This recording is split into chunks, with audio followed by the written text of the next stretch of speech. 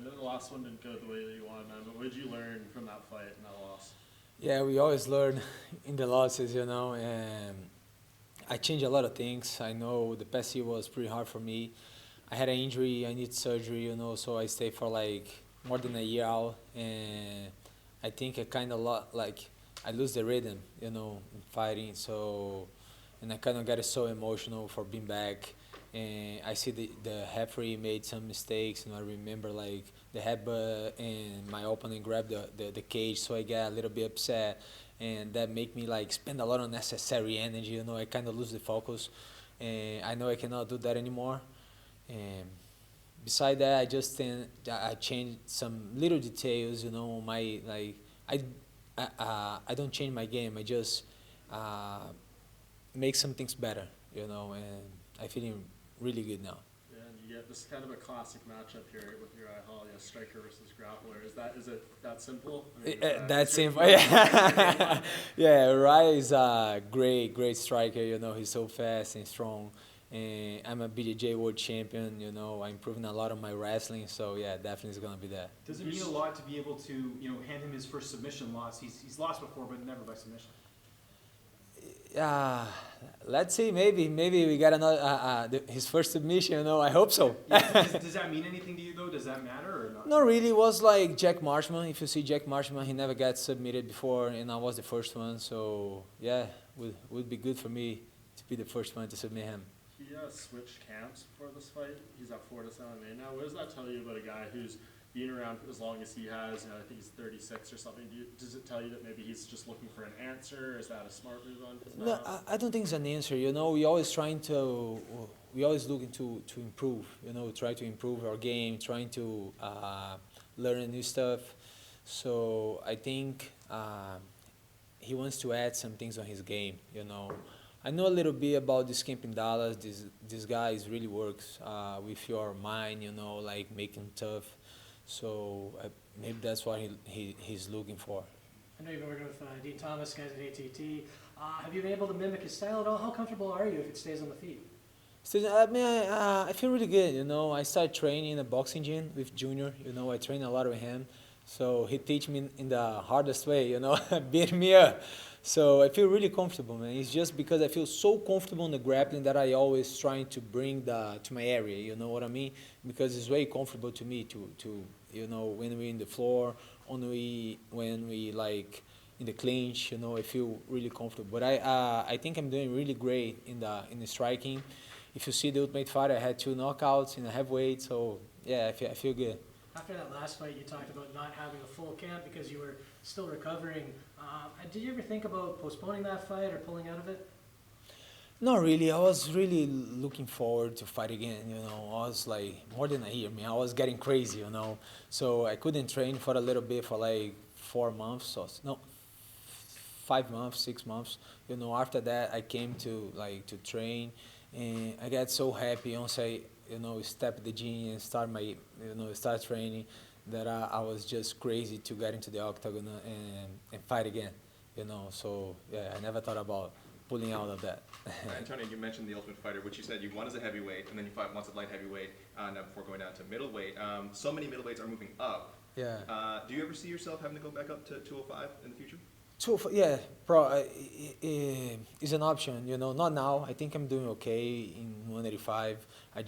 Everybody hate dying, and losing the weight. But I never been a heavyweight. The Ultimate Fighter was just opportunity that I had, because I was even lighter than I am right now. Now I walk around like 215. In the Ultimate Fighter, I was like 209. If you see at the finals, I was 209. So I'm even heavier now. 205 is an option, but not now. I think that I have a lot to do on the 185 yet. Well, I was going to say, because so many people are moving up, where do you think a win over Uriah puts you in the rankings with suddenly all these spots open? Yeah, I see a lot of guys going up, like Jacare is going up now, Luke went up, Weidman is going up, so I don't know what's going to happen in the ranking. Rise one position in front of me, I'm 13, he's 12, so after these guys went up, maybe 2 or 3 in front. Depends what's going to happen in the fight too, because 185 is changing a lot, right? A lot of new guys come in, old guys, going up or getting outside the ranking. So I don't really know. This ranking is kind of confused to me actually. How's the weight cut going for this fight? Man, it's doing good. I was talking to Dean Thomas, long time I don't feel so good like that, I think the last time I feel that good was in Rio de Janeiro against Eric Spicely. I feel really good. The cut was easy. Now I have a chef with me, cooking to me and stuff, and I still with the UFC PI help me out with that. So it's been way easier than it used to. And you said in an interview with Farah Hanoun that you really admire Uriah as an opponent. Is it difficult to take that switch off and fight someone that you do like? Is that difficult for you at all? It's our job, For sure, I prefer to fight somebody I Don't like? It's bad. It's not that I don't like, that I don't really know. You know what I mean? We're not like close friends, but we know each other, respect each other, and we gotta do our jobs. I saw him yesterday at the lobby.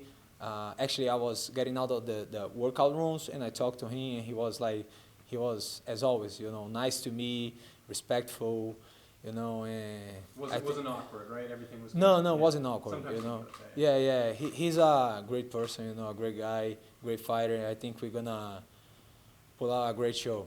Antonio, I know American Top Team is like the super gym where there's a lot of kind of camps within the camp and everything. But I'm curious from your perspective, like Colby Covington is antagonizing so many people. At first it was like the Brazilian fighters, now it's Jorge Masvidal, then it's Dustin Poirier. At what point does the situation become like untenable with him that there's just so much like drama within the gym that maybe it's not working out? Man, I don't know. He kind of like fighting with everybody, He talks about everybody. I don't really have a problem with him. I'm a Brazilian. He talks shit about Brazil, but I don't really care, I know about my country. I know about our problems and what we have, the good things we have in our country. I think this is bad for him because he's not gonna find much like training partners and stuff. He and Masvidal used to be a great friends. Now looks like they're not anymore. And he got some beef with Poirier too. I don't know, man. I don't really know what's happened because what he said about Dustin was just was this week, right? So I was already here, so I don't know what's happening over there, and I don't really want to know now. You know what I mean? But I think it's bad for him. I think we should be a team. We should train together. Everybody, respect each other. That's what we should do. And he's not doing that. He's the only one. He is the only one who's gonna lose, right?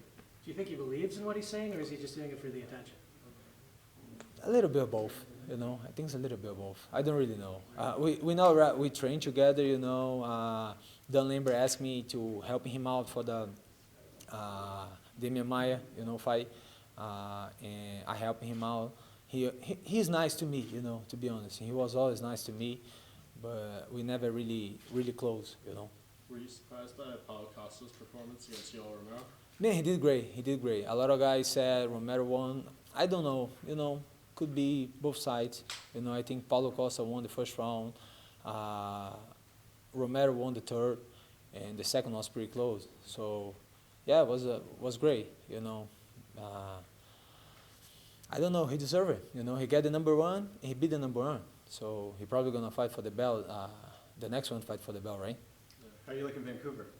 Man, I love it. My first time in Canada, a lot of people tell me good things about Canada, and it's true,